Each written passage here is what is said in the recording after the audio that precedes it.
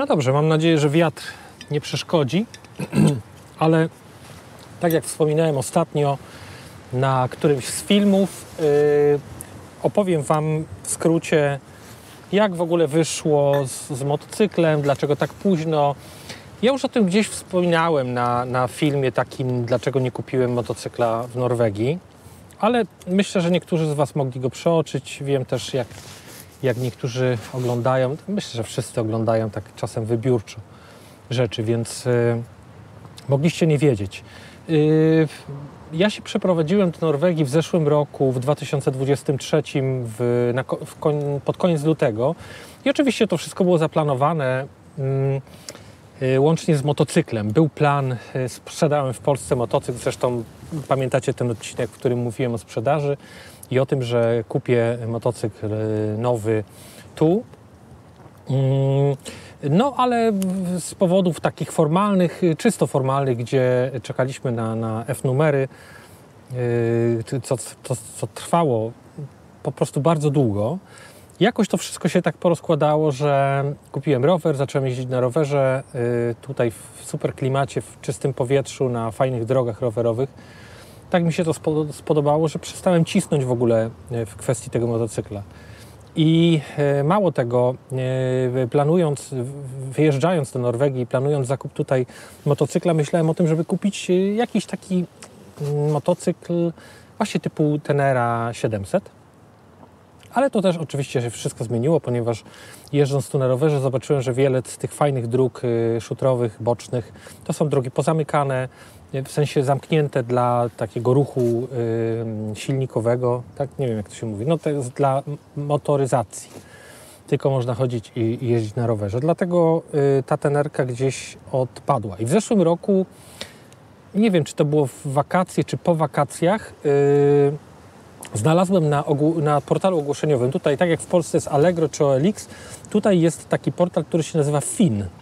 I tam jest wszystko. Można kupić samochód, łódkę, samolot, helikopter, dom, wszystko. Znaleźć pracę. No kompletnie taki jeden duży portal. I na tym portalu znalazłem mega fajny motocykl Suzuki DR 650, czarny. Ten model między 17 a 22 chyba, tak? Nie wiem.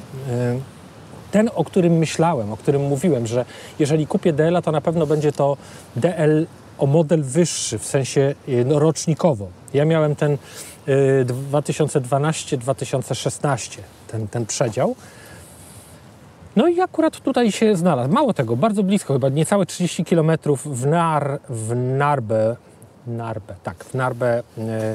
I jeszcze do tego okazało się, że to sprzedawał Polak, Paweł, którym się poznałem, ponieważ kupiłem od niego ten motocykl po długim czasie, ponieważ wstępnie żeśmy rozmawiali o tym w zeszłym roku, właśnie chyba w wakacje albo po wakacjach i temat jakoś tak odpadł, bo po prostu no nie miałem parcia w ogóle, nie cisnęło, żeby to kupować. No i w tym roku, na początku tego roku parę takich przemyśleń miałem i zaplanowałem, że z racji sytuacji zawodowej będę chciał pocisnąć mocno w YouTube'a. Brzydkie słowo, pocisnąć, ale zainwestować więcej czasu w YouTube'a, rowerowego YouTube'a.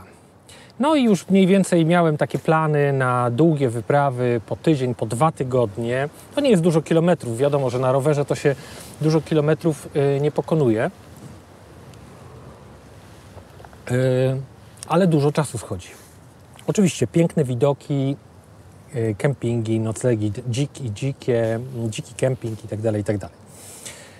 I słuchajcie, kiedy zapadła taka ostateczna decyzja o tym, jak to miałoby wyglądać, pewien splot wydarzeń zawodowych przede wszystkim, tak to się wszystko poukładało, że okazało się, że nie będę miał czasu na to, żeby tego YouTube'a rowerowego poprowadzić, tak jak sobie przez zimę wymarzyłem, zaplanowałem, ze względu na to, że po prostu rowerowe wyprawy zajmują dużo czasu, a ja niestety nie będę mógł zniknąć na 2 tygodnie tutaj.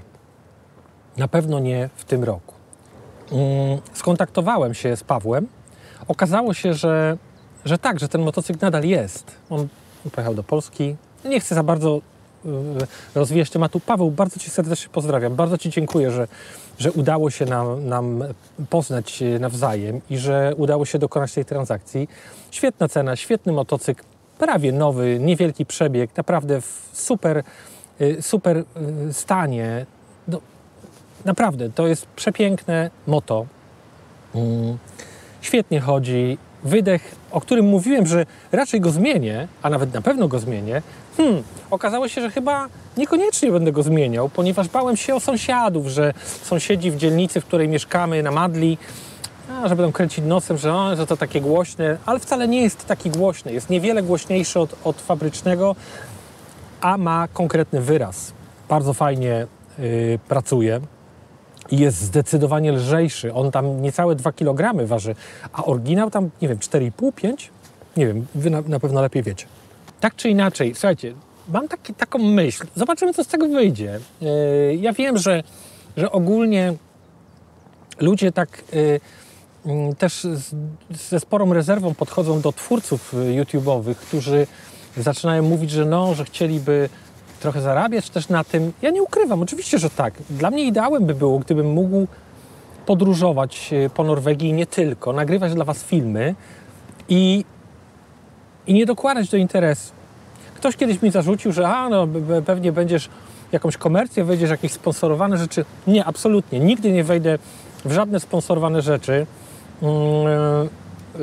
na kanale, ale nie ukrywam, że jeżeli ktoś z Was widzi potencjał w tym kanale i chciałby trochę zainwestować. Na dole macie w opisie informacje o możliwości kupienia kawy. Możecie wesprzeć mnie przez YouTube'a. Wiem, że brzmi to śmiesznie, może brzmi to dziwnie. To nie chodzi o jakieś żebranie o pieniądze, absolutnie nie. Ale moim marzeniem jest naprawdę robić bardzo dobrej jakości filmy z mega fajnych podróży, nie tylko po Norwegii. No teraz na pewno ten rok to będzie Norwegia, jeszcze raz Norwegia. Czekam tylko na otwarcie niektórych dróg, bo one jeszcze są w śniegu i trzeba poczekać, aż trochę się stopią i będzie można je odśnieżyć.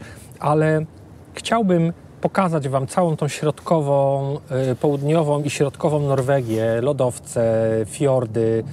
Jak najwięcej Wam chciałbym pokazać. Nordkapp, nie wiem, Nordkapp moim zdaniem jest przereklamowany. Popylać tam 4 dni tylko po to, żeby, wiecie, pacnąć globus. Oczywiście absolutnie bez żadnej urazy, prawda? Niektórzy to lubią. Mnie to kompletnie nie jara, ale na pewno chciałbym pojechać na Lofoty. Na pewno chciałbym tam wrócić na dłużej. No i tutaj właśnie to południowo-środkowo-południowa Norwegia. Petarda i całe zachodnie wybrzeże. Mega można przejechać, nagrać masę materiału.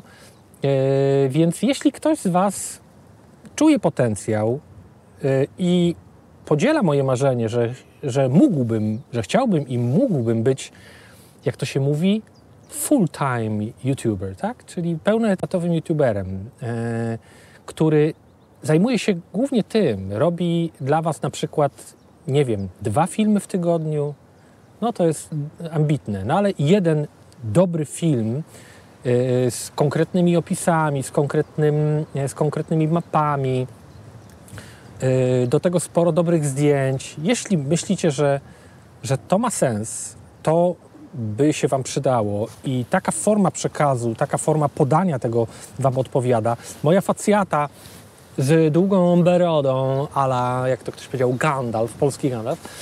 Jeżeli ta estetyka Wam odpowiada, to czemu nie? Dla Was to będzie niewiele, ale jak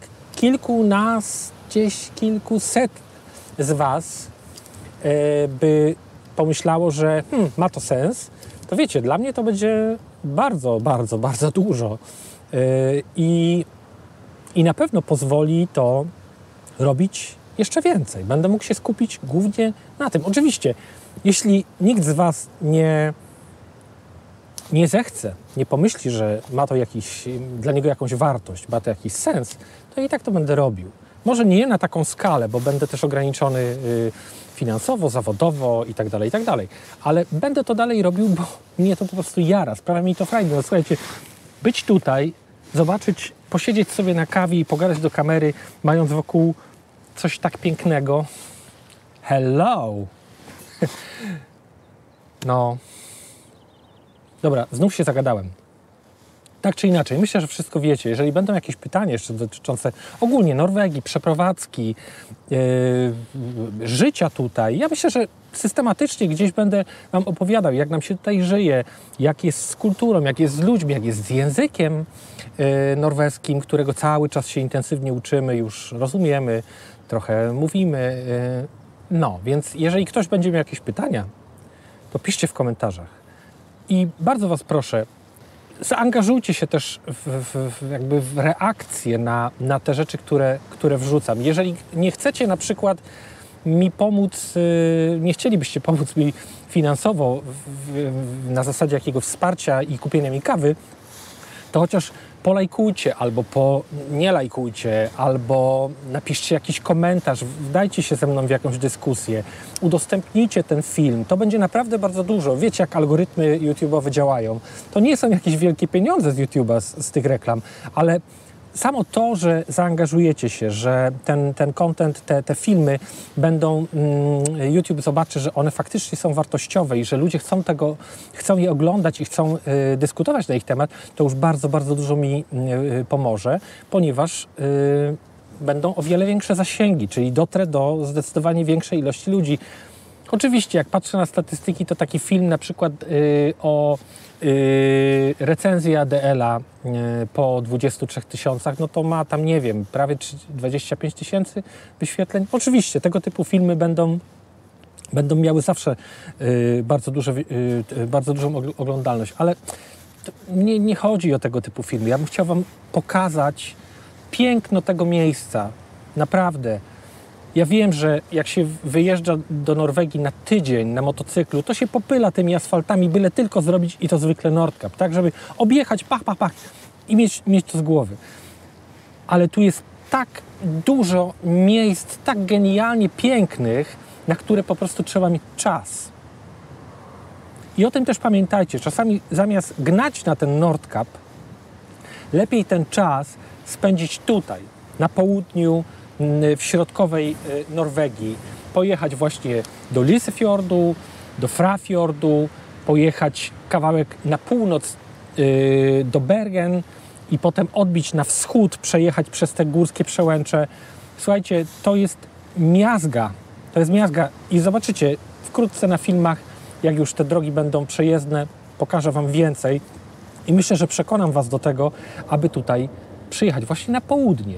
I teraz, jak już jest motocykl, koniecznie, jeżeli ktokolwiek z was będzie się wybierał do Norwegii, proszę, dajcie mi znać. Chciałbym się zobaczyć, chciałbym się z wami przejechać, chciałbym wam pokazać pewne rzeczy, do których tak po prostu nie zjedziecie, tak? Nie podjedziecie. O, prom. O, promy. Okej, grzeje mi słońce, słuchajcie. Okej, kończę kawkę i spadam, więc myślę, że wszystko wiemy. Dziękuję bardzo. Do widzenia.